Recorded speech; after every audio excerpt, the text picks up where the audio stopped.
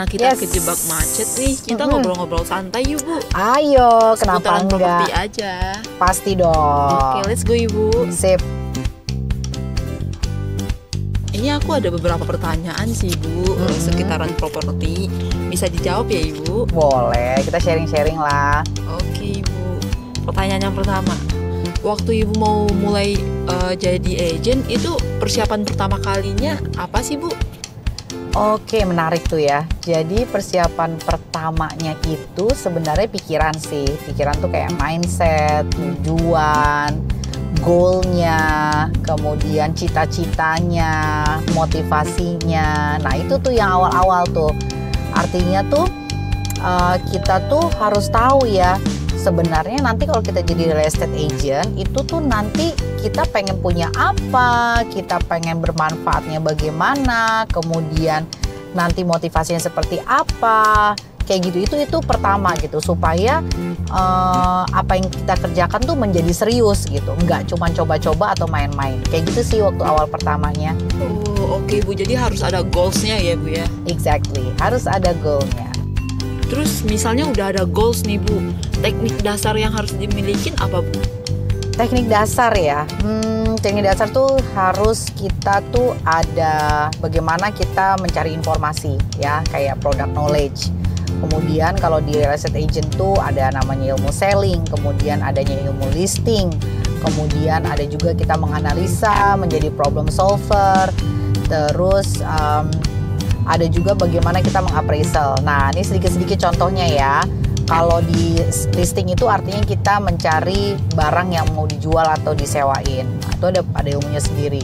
Terus kalau di ilmu selling, bagaimana kita pendekatan ke klien. Kemudian kalau di appraisal, mencari harga pasaran, bagaimana industri ekonomi ini berjalan, properti ini seperti apa. Misalnya informasi kayak sekarang PPN lagi 0% nih, misalnya seperti itu. Selain teknik dasar nih Bu, kita kan juga harus punya skill ya Bu ya. Skillnya apa aja sih Bu? Nah kalau kita bicara soft skill nih, karena kita kan service, terus kita juga seorang real estate agent yang sering ketemu orang, pastinya ada communication skill. Gimana kita bicara sama orang, gimana kita memiliki attitude, cara komunikasi bisnis. Kemudian gimana kita bernego, berarti harus ada negotiation skill, ya kan? Karena kan harga, bicara harga. Nah sebelum nego biasanya orang tuh banyak banyak ngeluh, banyak objection. Nah itu kita harus punya skill dancing objection. Nah kita harus ada juga namanya skill menganalisa dan critical thinking gitu. Terus nah teman-teman jadinya harus tahu tuh, jadi ada communication, negotiation, critical thinking, dancing objection, problem solving, seperti itu. Oke Ibu. Menarik nih Bu, tadi Ibu bilang apa yang menarik? Itu tadi Ibu bilang dancing objection ya Bu ya? Oke. Itu apa sih Bu? Oke, dancing objection. Tadi saya bilang ya, objection itu sebenarnya kayak keluhan. Sepertinya dia nggak mau, jadi dia pokoknya menolak lah. Objection tuh seperti itu. Nah jadi, kita polisi tidur dulu ya, agak-agak goyang nih. Oke. Nah, jadi kalau misalnya objection, artinya nih contoh objection nih, aku nggak suka jalannya terlampau kecil, aku nggak suka cicilannya, aku nggak suka karena rumahnya belum dicat, aku nggak suka karena misalnya tidak dekat dengan rumah keluarga saya, segala macam. Itu namanya objection. So, apa yang harus kita lakukan? Yang pertama adalah dancing. Dancing itu kan senyum ya. Jadi bukan kita joget depan dia, tapi minimal kita senyum dan menerima dulu. Kita tampung dulu apa yang menjadi keluhan dia. Baru nanti kita menanyakan kembali kejelasannya dan kebutuhannya. Seperti itu prinsipnya dancing objection. Oke, jadi kita terima dulu nih ya Bu ya, apa yang dia nggak suka, apa yang... Ingat, no argumen ya sebagai real estate agent, jadi smile. Oke, disenyumin dulu aja ya Bu ya? Yes, senyum dulu aja guys. Kita bicara tentang listing dong Bu. Itu listing apaan sih Bu? Listing itu adalah barang-barang, produk, project, properti yang mau dijualin atau disewain. Nah gitu, jadi ibarat kayak toko nih. Kalau toko itu kan harus punya barang kan banyak dong. Nah sama, listing itu harus banyak, berkualitas dong. Kalau punya toko barangnya banyak, berkualitas, harga kompetitif. Iya kan? Iya. Nah itu dia, brandnya juga oke nih kayak toko. Sama di properti kayak di project, kita harus lihat legalitasnya, portofolio developer. Kalau di secondary lihat lokasinya, harganya, kompetitifnya seperti apa, value-nya. Nah itu dalam ilmu listing. Nah kan kita udah ngelisting nih Bu, otomatis kita ngejualin dong Bu. Yes. Itu tata caranya atau prosedurnya gimana Bu? Kalau ngejualin tuh kita bicara, kalau cara menjual tuh kita bicara advertising. Tapi kalau jualan kita bicara ilmu selling, ilmu penjualan. Nah ini yang mau ditanya apa? Selling dulu Bu. Oke, selling dulu. Seni menjual. Kita harus tahu dulu bahwa properti itu dibeli bukan kayak orang milih baju di ini ya, e-commerce gitu ya, mana yang kira-kira lebih murah, itu yang kira-kira diklik gitu. Nah tapi kalau di properti itu bener-bener nyaman, karena kita tahu properti itu adalah awal mula dia memulai kehidupannya dengan keluarganya, atau first home, atau investasi segala macam, terserah. Tapi dia tuh berdasarkan adalah emotional, bukan logical. Contohnya dia cuma punya uang 1,5 miliar misalnya, ya dia pengen beli rumah. Sebenarnya 1,5 miliar kita bisa dapat dimanapun ya, kita bisa dapat di Bekasi atau di pinggiran Jakarta. Tapi karena kenyamanannya dia adalah dekat dengan keluarganya, misalnya di Kelapa Gading nih contohnya gitu, dia akan tetap memaksakan untuk membeli di Kelapa Gading. Bagaimana caranya? Misalnya DP-nya 1,5 miliar, kemudian dia sisanya mencicil dengan KPR. Jadi dia memang pakai hati gitu loh. Kalau cuman kita bicara berdasarkan harga, bisa di mana aja kok punya uang 1,5 miliar. Tapi dia dengan hati, oh iya gue lebih senang deket keluarga gue, anak gue sekolah atau apapun. So kita harus tahu bahwa ilmu selling itu adalah kalau di properti itu memang berdasarkan kenyamanannya dia gitu. Dan closing itu juga karena relation. Nah itu di dalam ilmu selling banyak sekali.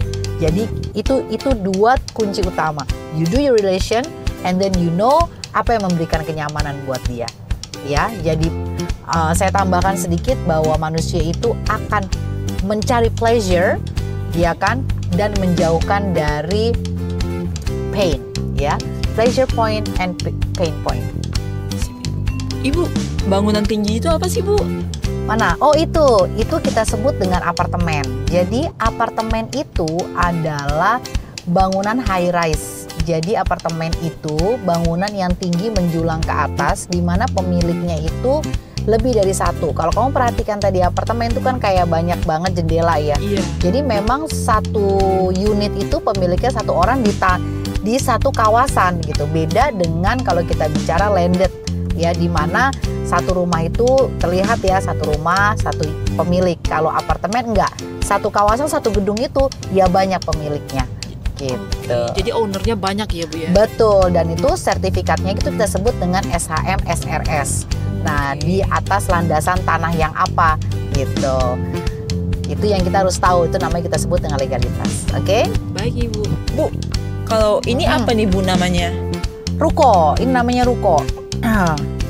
Jadi kalau ruko itu komersil dia. Ya jadi gini, sebagai seorang real estate agent itu namanya kita sebutnya adalah kita tuh harus tahu knowledge ya, pengetahuan mengenai zonasi kita sebutnya. Karena begini, tidak semua jalan nih, kayak kita kan sekarang lagi di jalan lebar ya, jalan utama, jalan raya, biasanya kanan kirinya itu komersil. Kenapa dia kanan kirinya komersil? Karena kalau di jalan raya ini kan berarti ada kebutuhan, ada bisnis, ada traffic yang tinggi. Nah itulah dibikin ruko-ruko, ada gedung-gedung, ada office tower gitu. Jadi untuk memenuhi kebutuhan bisnis, jadi kawasannya memang kawasan bisnis. Nah jadi jangan sampai teman-teman ketika sedang berjualan, dia awalnya mau beli rumah tapi ditawarinnya ruko. Begitu juga sebaliknya, awalnya dia buat bisnis tapi peruntukannya untuk residen atau perumahan.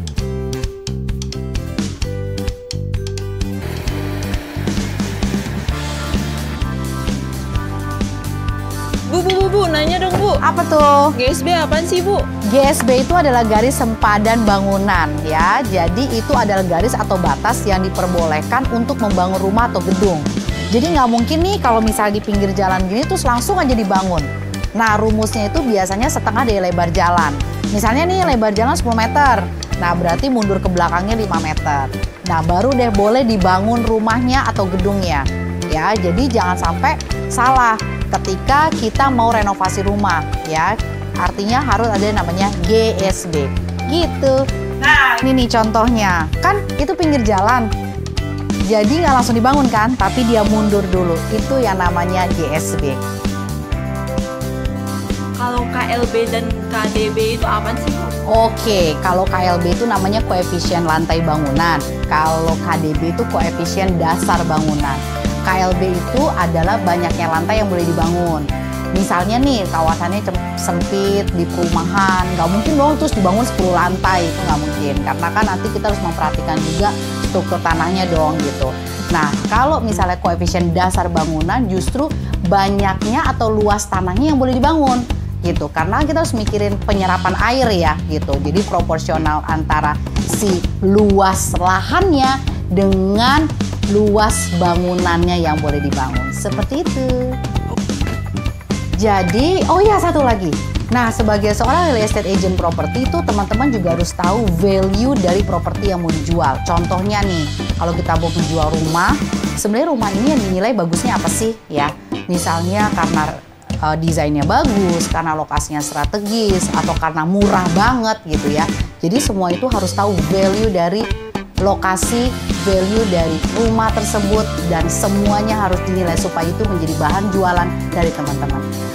Aku lelah ya, seharian banget kayaknya ya bareng, so bye. Tunggu dulu. Jangan lupa like, comment, subscribe, dan pencet loncengnya untuk selalu update di Property Talk. See you!